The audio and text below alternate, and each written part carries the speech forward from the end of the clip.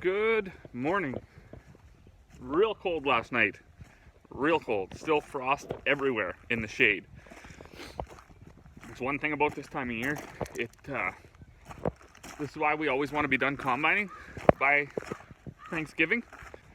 This time of year, because now you got to wait for all this frost to burn off. So that's going to take several hours. And if it ends up clouding over or something, you probably won't get much combining done today. Thankfully, there's lots of people that are pretty much done, so that's not an issue. But yeah, there's definitely ice on all the puddles. So first thing is I'm going to do here, I had washed the swather up yesterday. A couple broken guards on it. So I'm just going to fire it up and turn it around, facing the shop. Because it's always a little harder, a little drier in front of the shop. Way out here, this is where all the water ran when I washed it, so it's all muddy and just gross. So I'm going to change those knives and those guards.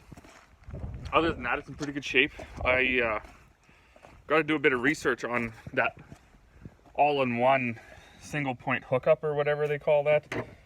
Hydraulic bank, because that was leaking, and I do want to fix that before next year. But I probably won't fix it and then go put it away, because the fact that it's such a piece of junk that I don't see any point in like putting new O-rings in there just to sit there and be dry over the winter and go down to minus 30 and up to. So anyways, I'm not gonna do that. I realize that might not be a rational argument, but that's my argument for now anyways. It's not because I'm lazy and I don't want to do it. It's because I want to get the maximum amount of minutes that thing's in there. So hopefully it doesn't leak right away. But that's my plan for now. Good evening, happy Thanksgiving, everybody. Me and Buddy here, we got our first batch of liquid Avedex mixed up. We are heading over north of town to spray that. We're gonna spray this stuff at 10 gallons an acre. So that means I need to make 2 fills. So my wife and Emmy, they're back at the house filling up the water tank. We got all that hooked up, so when the water tank's full, probably by then Buddy and I will be getting close to empty. They can slip over. We will do another fill, get that done. I think in the book, if we read it right, you have to wait like 12 hours or so before you have to spray it on and you got to cultivate it in. And I believe you got to wait like 12 hours or so to before you can work it in, which is kind of crazy because, well, there's another type of chemical too, and I'm not sure if we got something mixed up between one or the other, but it's like spray it on, wait 12 hours, but don't wait more than 36 or something. So it's kind of a time-sensitive type thing. It's a bit wet anyways. We actually just passed one tractor working in the field, so this will work out good. If she dissed it the other day, wind's blowing a little bit, so it should be drying out the top, so it shouldn't stick to our tires on the sprayer. We should be able to get this sprayed down. We'll leave it overnight. Then tomorrow I'm going to run over with the anhydrous machine and I'm going to work it that way and anhydrous it in. So should be basically as efficient as we can get with our setups. Okay, so we were back from north of town. We made like the outside rounds, and then oh man, the wind was blowing so hard by then I was just like, gotta stop. So I'm back here now. It's supposed to get real cold tonight. I don't think that affects the chemical at all, but certainly affects the booms full of water and stuff. So I gotta clean up the shop. It gets neglected every spring, every fall, and kind of rightfully so, because we leave the door open so the leaves blow in and we're coming in and out and needing tools and everything else. So it hasn't been tended to since, so there's stuff everywhere. So I'm gonna quickly gather everything up, move everything off to the side, sweep up what I can, and then get ready to, I'm gonna go back over there tonight when the wind goes down. I hope the wind goes down. I mean, I hope this isn't a night where the wind blows all night, because if the wind blows all night, it shouldn't freeze, but I'm really not willing to take that chance. So by the time I get this all cleaned up, I think supper's gonna be ready. I'm gonna go and have supper. Hopefully after supper, the wind's gone down, I can run back over to town.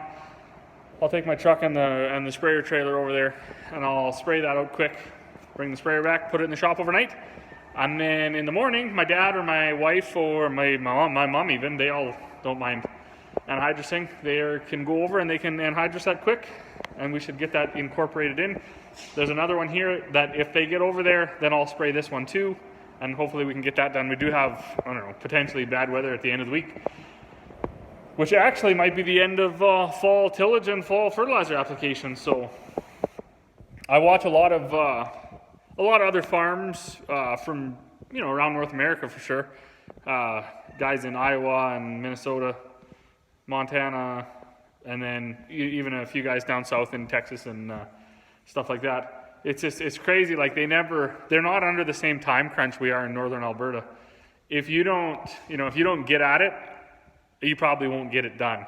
So, and it doesn't even matter, like, you can buy all the machinery in the world, but if the weather doesn't cooperate and nothing's ready, the ground's too wet, the crop's not ready. Northern Alberta is just a cruel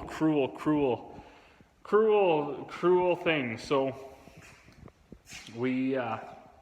I'm not going to get too far ahead with that chemical stuff. I don't know. I've never put it down, the liquid stuff, before. I don't know the possible, ineffectiveness if it freezes or doesn't freeze or gets worked in or doesn't get worked in or whatever. Blah, blah, blah. So anyways, for now, I'm going to get this shop straightened up.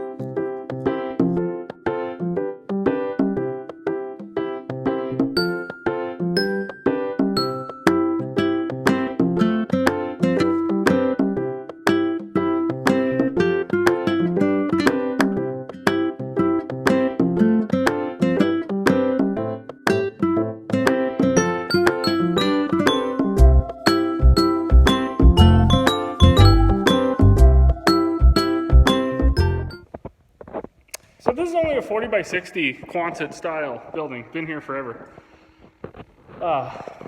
Not very big anymore for the size of the machinery now.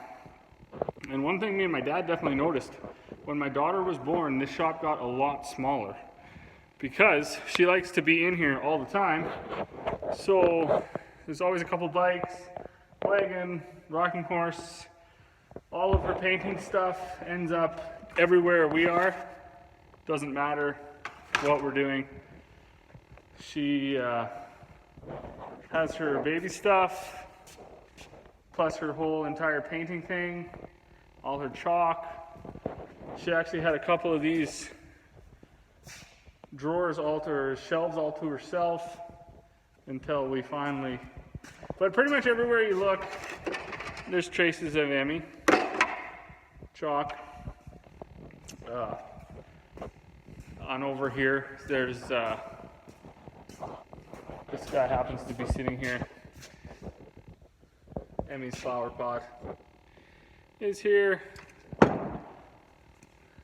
And then no matter what you're doing on any of these shelves, there's always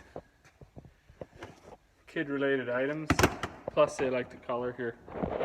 So certainly none of that is a bad thing. It's just when you have a very small shop now for the size of equipment.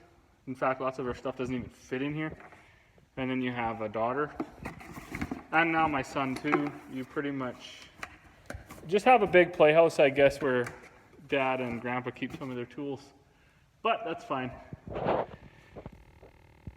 Anyways, wind's still blowing like crazy. I'm sure they got supper ready. It is 10 after 6, so I'm gonna go in, gonna eat, and then probably head north of town.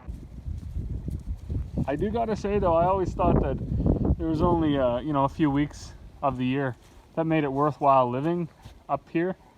But once you got the crop off and the grain's all dried and you're just doing some more laid back, say chemical application or fall fertilizer application, and you get to watch the wonders of fall in northern Alberta, it's pretty cool. You know, like it's half snowing there, you know, coming down, that's what that is. Half snow, half rain.